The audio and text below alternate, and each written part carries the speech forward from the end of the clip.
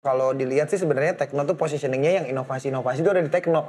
Handphone lipat yang pertama Tecno. Betul. Terus kemudian sempat ada di salah satu MWC itu mereka pamerin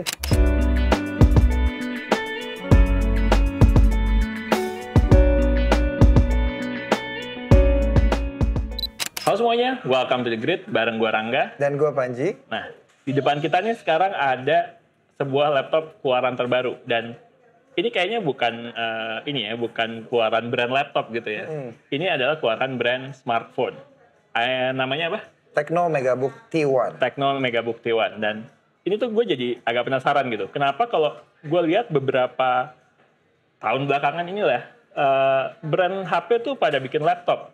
Ini tuh tren baru atau emang ada alasan lain sih sebenarnya di baliknya gitu?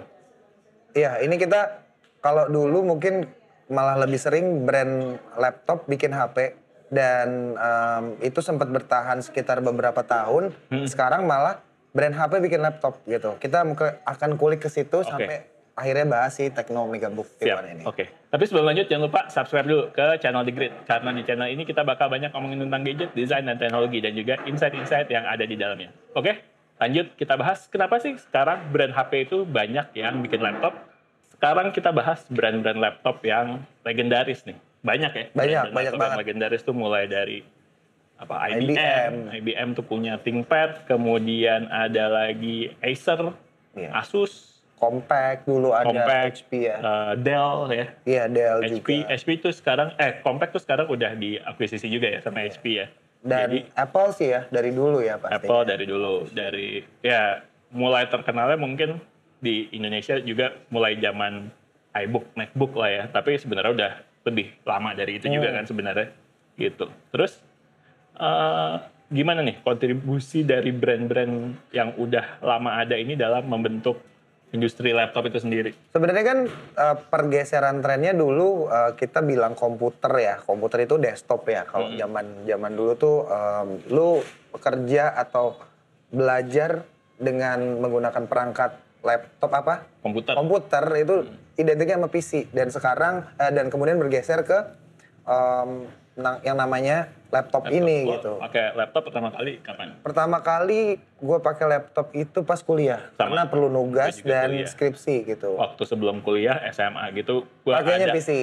yang di dipakai rumah. rame-rame keluarga. Bener. Gantian dipakai rame-rame keluarga. Barang wajib ada ya di rumah. Barang wajib ada zaman dulu ini komputer rakitan, komputer jadul. Bener. Kalau dulu bokap gue ngomong. Nah, mulai kuliah kayaknya mulai butuh lebih personal gitu ya. Iya. Dan makin kesini kan jadinya makin personalized sampai hari ini ada tablet, ada smartphone yang sebenarnya kalau dibilang positioning dia belum bisa ngegantiin sih mungkin menurut gue. Iya, enggak. Karena tetap beda, orang-orang yang nongkrong di kafe tuh biasanya tetap bawa laptop, tetap dia ada lah beberapa yang udah mulai shifting bawa iPad, bawa tabletnya gitu. Tapi gua rasa peran laptop sendiri tuh masih belum tergantikan, terbukti dengan brand HP aja sekarang bikin laptop. Iya, betul juga. Dan mungkin secara kegunaan juga menurut gue juga laptop tuh masih belum bisa digantikan secara sepenuhnya sama tablet juga, sama iPad, sama tablet-tablet Android lain juga menurut gue masih belum 100% lah bisa menggantikan gitu. Benar. Laptop tetap ada pasarnya dan tetap kuat. Dan mungkin ya kayak tadi pengalaman gue sama Panji juga bahwa orang-orang first timer beli laptop tuh mungkin pas awal-awal kuliah gitu kali ya. Iya, pasti yang ada kebutuhannya memang udah lebih personalized lagi dan lu mau perangkat komputer ini jadi punya lu karena kalau komputer desktop kan ya tadi bisa beberapa user di rumah gitu. Oke. Itu mungkin juga yang menurut gua ngegeser ya ketika waktu itu kan laptop sangat berkembang yang kemudian mereka mencoba masuk pasar HP. Ingat nggak lu kayak brand-brand laptop yang masuk HP itu apa aja ya zaman dulu? Zaman dulu Asus masih sampai sekarang ya? Asus masih ada sampai sekarang. Acer dulu masih. Acer tuh dulu sempat bikin juga ya? Iya, bahkan HP gue inget Windows Mobile. Palm tablet gitu, Palm phone. HP Windows Mobile tuh dulu sempat rame juga ya? Iya, termasuk Apple yang juga masuk ke smartphone. Akhirnya gitu ya. Jadi brand-brand legend laptop tuh dulu mainan smartphone. Gue nggak ngerti kenapa, mungkin ada unsur coba-cobanya dan ketika itu kan the rise of smartphone. Pasar baru gitu. Kemudian rontok juga gitu. Kayak udah sekarang udah jarang banget kita lihat. Bahkan brand laptop yang tadinya laptop pun nyerah kayak Sony dulu. Oh iya, Sony masuk ke handphone laptopnya udah nggak ada, handphonenya udah nggak ada juga. Bahkan Sony tuh sampai ngejual divisi Vaio-nya kan. Bener. Jadi udah bukan under Sony lagi gitu. Betul. Banyak yang rontok tuh banyak juga. Jadi persaingan di antar brand tuh juga menarik ya, karena nggak semuanya bisa bertahan. Nah ini yang akan menjadi pembahasan selanjutnya. Kenapa sih sekarang? Tapi ada yang bertahan satu. Oh ya. Asus. Iya, Asus sih tetap dengan linear. ROG masih cukup kuat ya. Walaupun sempat dirumorkan ya waktu itu ada. Sempat agak goyang dikit ya kayaknya. Cuman karena mungkin spesifik ya, ROG kan nyasarnya pasar gaming yang mungkin menjawab kebutuhan tadi dengan performa tinggi, low game gitu. Jadi karena sekarang mungkin brand-brand smartphone pun udah banyak dari China, mungkin yang udah variannya smartphone dengan teknologi yang udah mendekati mentok nih gitu inovasinya. Kira-kira apa lagi mungkin yang dijadikan brand-brand ini untuk bisa memperluas market share-nya gitu. Salah satunya mungkin main di segmen lain. Ya, dan yang ini malah jadinya dilakukan oleh kebalikan. Benar, kebalikan. Jadi kayak dulu brand HP bikin smartphone, sekarang brand smartphone yang originnya berangkat dari smartphone, sekarang pada bikin laptop apa aja lumayan banyak sebenarnya ya. Banyak banget. Kalau dari Xiaomi dulu masuk Redmi Book. Terus Realme juga ada.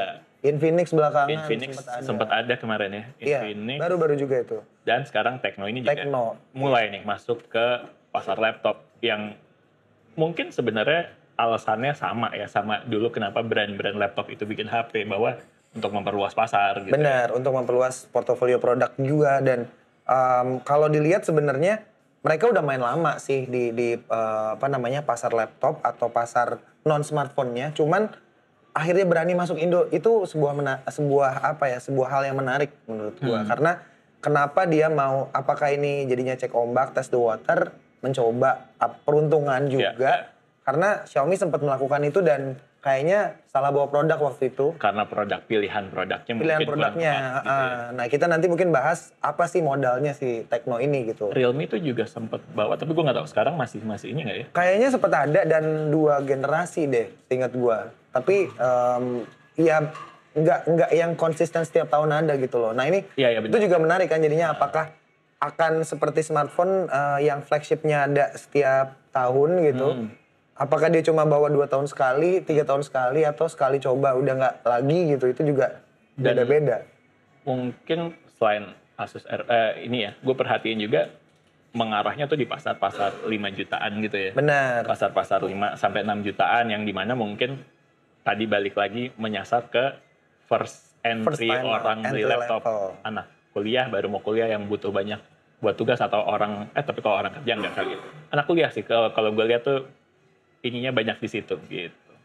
Karena mungkin sekarang penggunaan laptop sendiri, perangkat komputer mobile ini udah nggak hanya kuliah. Mungkin kayak anak SD, SMP pun udah diperkenalkan.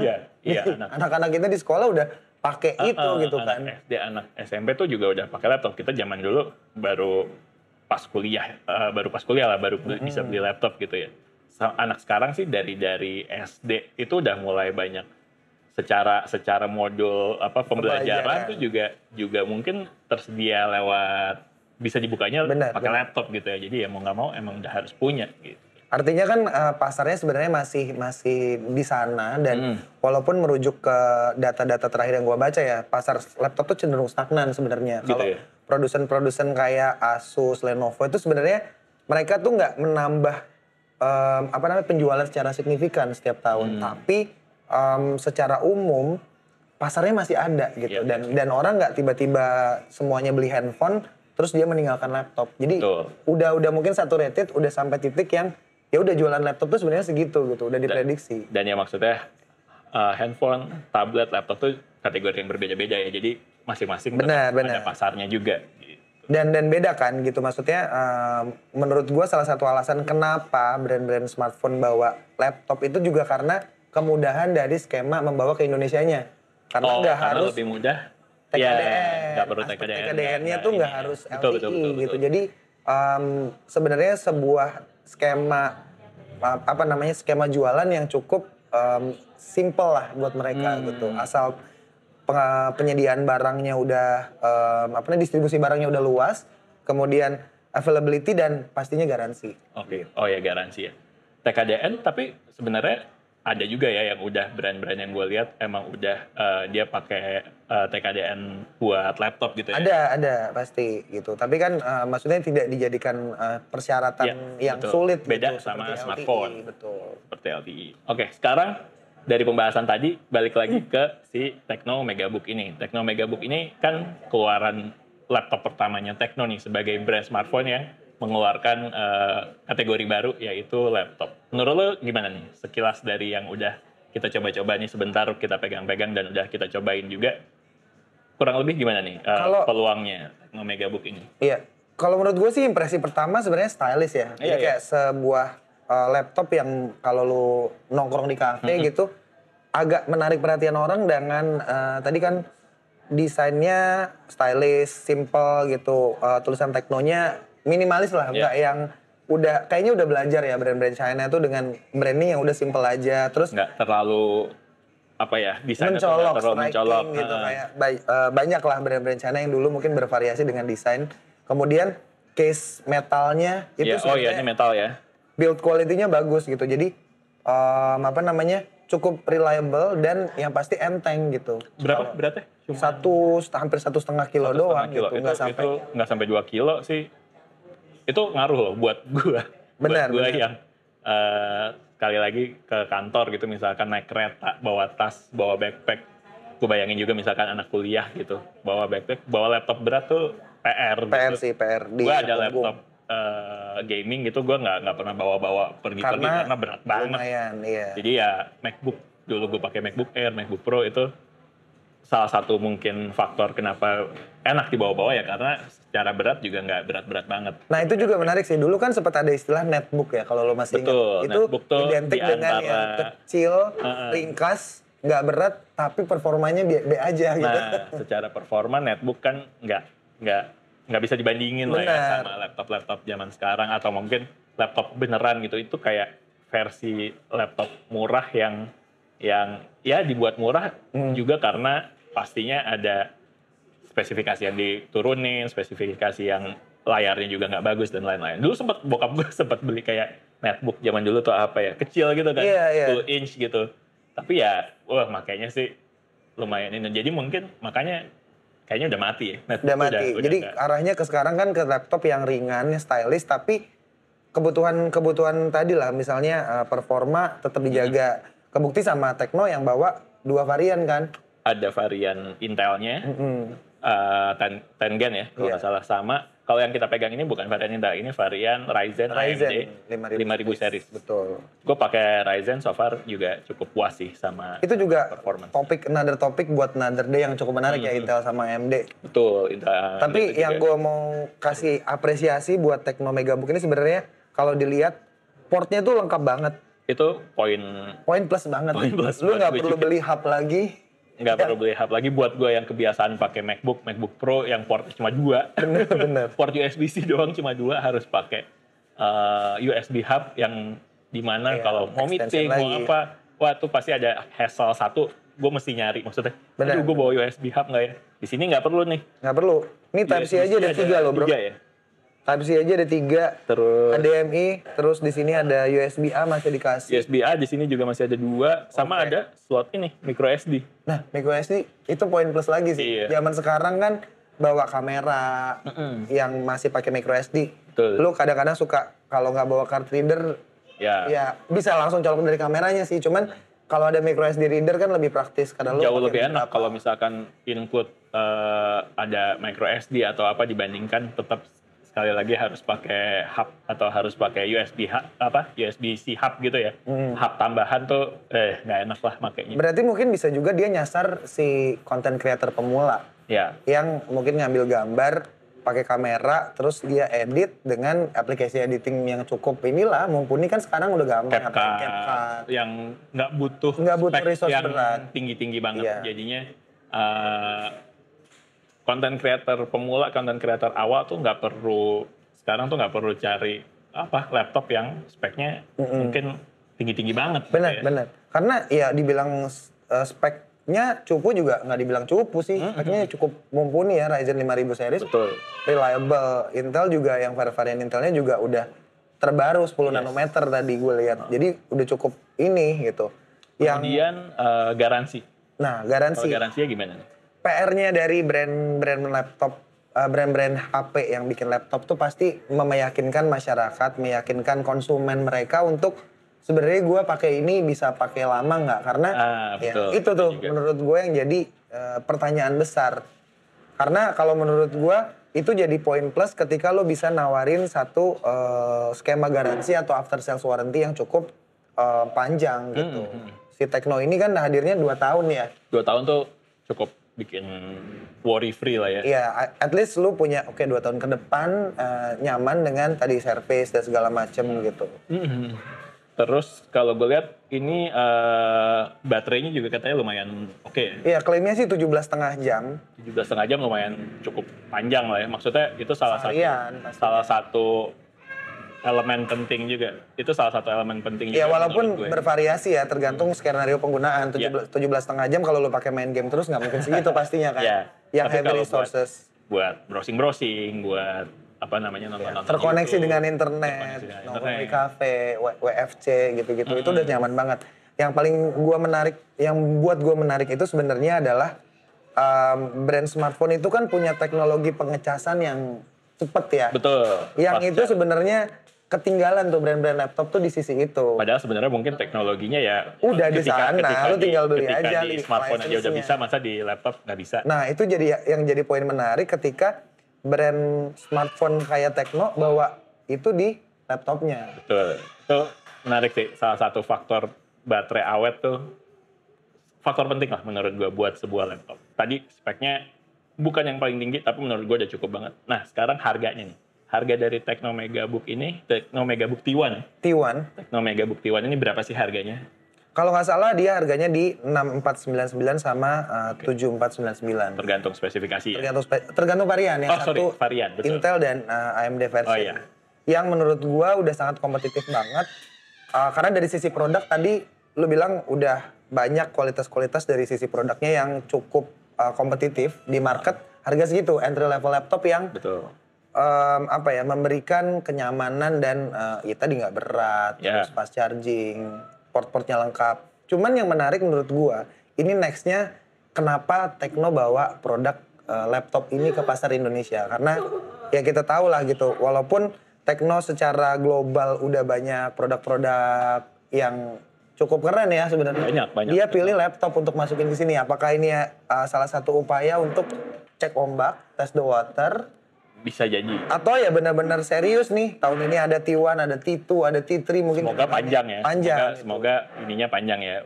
Plannya tuh jangka panjang lah ya. Sambil ngelihat pasar, sambil oh ya udah ini emang untuk dilanjutin sampai nanti ke depannya gitu. Benar. Apalagi kalau ngelihat tren kan sebenarnya Transsion Group, Tecno kan bagian dari Transsion Group. Dia udah cukup kuat di pasar Afrika ya. Jadi produk-produk portofolionya itu banyak banget di pasar Afrika.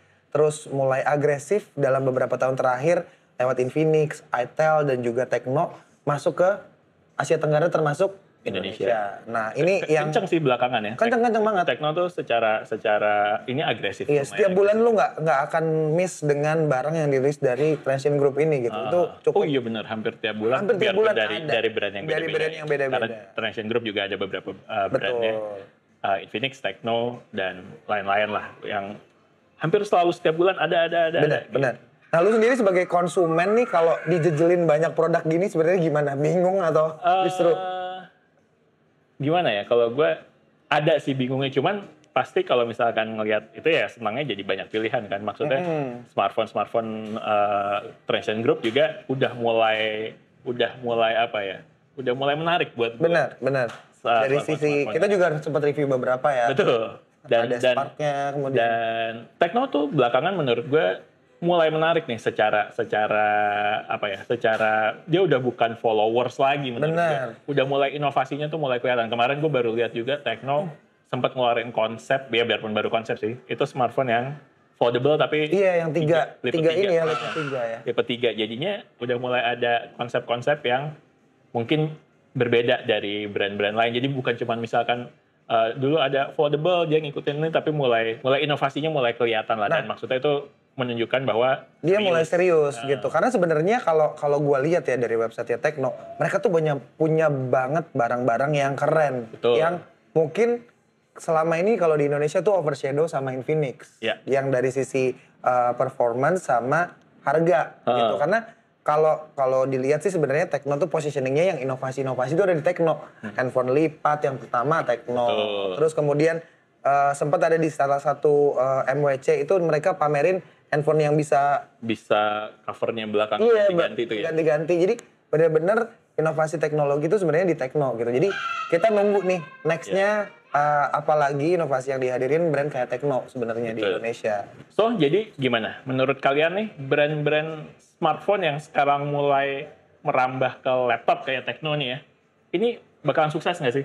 Iya, dan menurut kalian apa sih kunci dari brand-brand smartphone tadi untuk bisa sukses di pasar Indonesia? Apakah dia harus provide extra warranty? Apakah dia harus konsisten? Itu coba mungkin Perlu kalian bisa ada added value nggak sih dibandingkan sama brand-brand laptop yang udah existing gitu? Benar. Harus punya kelebihan apa sih? Gitu. Iya. Tulis ya di kolom komentar. Oke. Oke, sekian video dari The Grid. Like videonya kalau emang suka. Subscribe ke channel kita The Grid. Dan juga follow Instagram kita di thegridco.id. Oke, sign out. Bye-bye. Bye.